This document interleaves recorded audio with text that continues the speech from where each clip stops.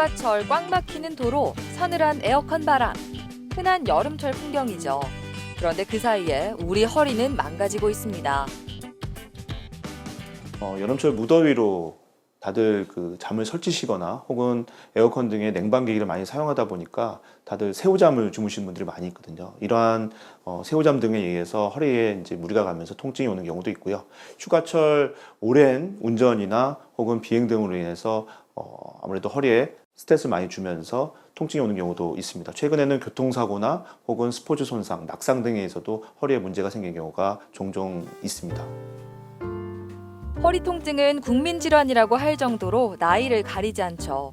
특히 증상만 가지고 통증의 원인을 구분하기란 쉽지 않습니다. 허리 통증이 심하지 않은 단순 염좌부터요.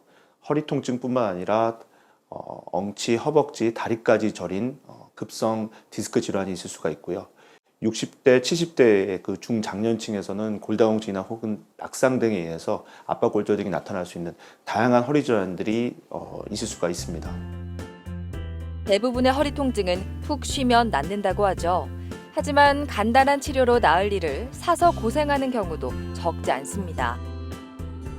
심한 허리 통증이 있거나 혹은 하지 방사통이 있는 10에서 20% 환자에서는 정확한 MRI 검사를 통해서 냉각 고주파 수액 성형술이나 신경 차단술 등의 치료 등을 시행할 수가 있습니다. 이에도 호전되지 않는 경우에는 양방향 척추 내시경 수술을 통해서 치료를 간단하게 할 수가 있습니다. 허리 통증은 평소 잘못된 습관이 쌓여서 생깁니다.